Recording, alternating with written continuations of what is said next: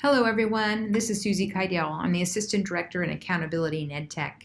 And this screencast is designed to give you an update on Data Protocols 3.0, which is the newest version of our district data protocols. And as you may already know, I am one of your primary contacts related to the work of the data protocols, and I am your phone a friend, if you'd like to think of it that way. If you need a help, I'm the one typically you want to ask, or I can help point you in the direction of who might have answers.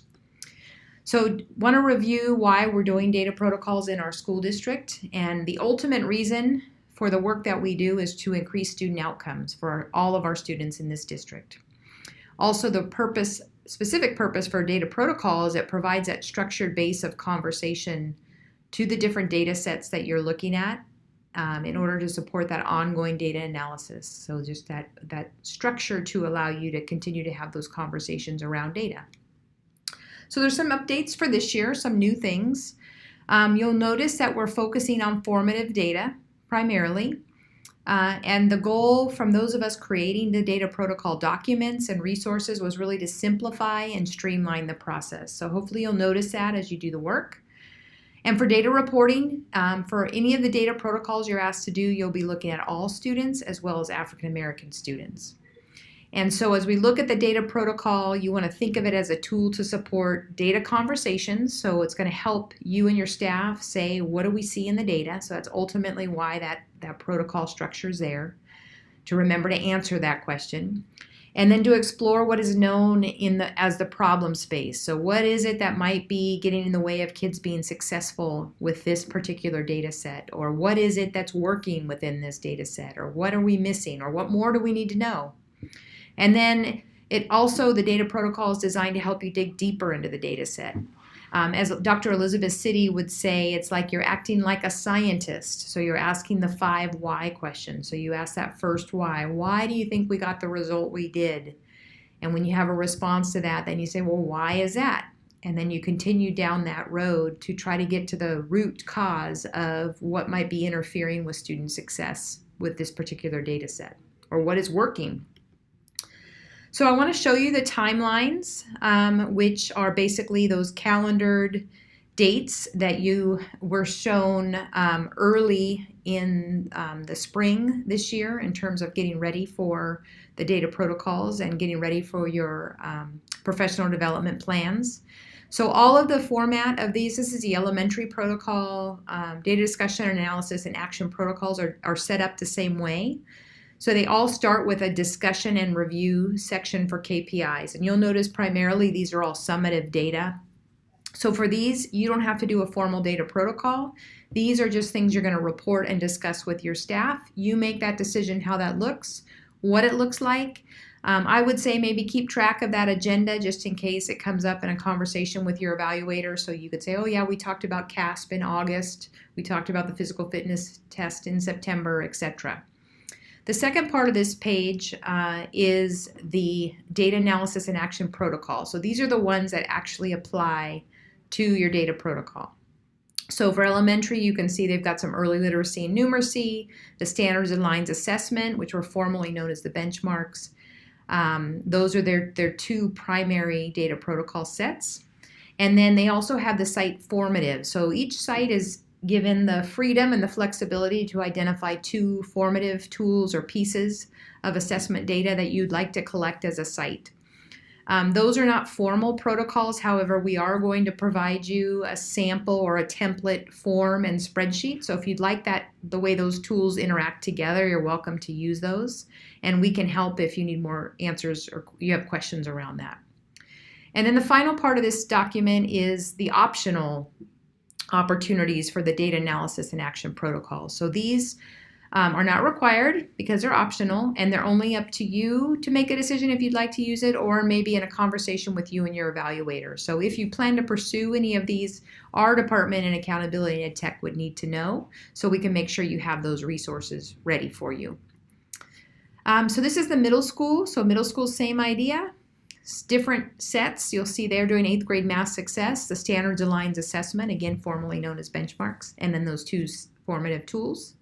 High school, Same thing, they've got the summative pieces at the top, and then the ones that they're looking at are A through G on track, grade 9 math success, standards aligned assessment, college and career indicator, which is a new piece this year. They'll be using the California School Dashboard for that, and then again those 2 formative pieces. So those are, that's an overview of the timelines. So the resources. So some of these resources, many of you got your hands into the data protocol last year, so you're familiar, where it starts with a Google form that you share that link with a lead teacher, a grade level lead, a department chair, for them to document the work and the conversations of the data protocol. That form, when submitted, then connects to a spreadsheet, which is what you go in and look at later on after they've done the work. Hopefully right after they've done the work, so you can do some leadership response to that work that they did. When you go in, all of these resources are found in It's Learning, and they'll be in the new Site Leader Folders course that is opening up. It opened on August 5th. So you have an administrative checklist, which will help you get organized for the data protocol. It's a step-by-step, what resources do you need, what data set, etc. There's also a voiceover PowerPoint that serves to just give you kind of an overview of why are you looking at this particular data set. And then there's a PowerPoint that you can use with your staff, so you can incorporate that in a Monday MOU, just to talk about why do we look at standards aligned assessments, why do we look at early numeracy, why are we looking at A through G, or whatever this data set might be. There's a team protocol, which I like to think of as an agenda for the work, so that's a great thing to share with that grade level or department chair, grade level lead or department chair, so that they can follow and have questions to prompt the conversation. And then for many of the protocols, you'll see there's samples, there's some additional resources, or there's QRGs if you need to go and access data from somewhere. So before we talk about getting help, I want to show you some of what this looks like. So let me go out of here. So as you know, you go through Clever to It's Learning. This is what the new face of our what are now Site Leader folders look like, formerly Principal Online folders. So I'm just going to go into Anton, and I don't know that Anton realizes this, but they are always our sample school because they're the first one on the list. So when you go in, you're going to go to your data protocols and data discussions, and then you're going to see the list of those. So I'm just going to go into the standards aligned assessment, and you can see we don't have all the resources there as of the filming of this, but they will be populated. But what I just want to show you is you've got the link to the form. So you're going to share this link, copy and share this link with that grade level lead, department chair, etc. And they're going to go through filling out this form. Also, too, when you're in here, there's the link to the spreadsheet. So after that form is submitted, so they're using their district email, and then they submit that form, whoever it is that's filling it out, that is going to populate into your spreadsheet. So this is a sample of the spreadsheet. So you'll see we've updated the questions a little bit from just saying what does the data say, and then what was taught, what strategies were used, and what are the possible connections. I want to show you the leadership actions. So for those of you that have been doing data protocols for a year or two, you know we used to have, I think, 6 columns for leaders. It's now down to 3. So that first column is you're just going to say, how are you going to support the implementation? Is there someone else that's going to support that work, or how are you going to monitor it?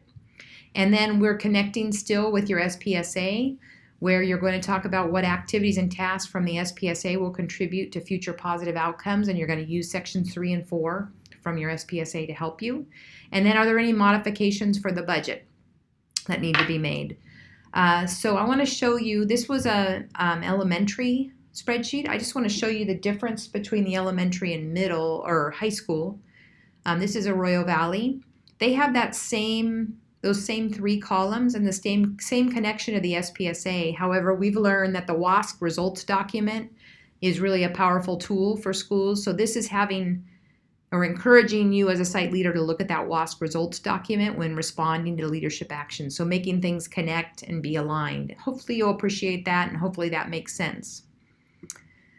So we are coming to the end. So Do you need help or do you want more data resources? So I'm Susie Keidel, as I said. Our department, Accountability and EdTech, is here to help you. So if you have questions, you need help, you need support, I can come to you, you can come to me.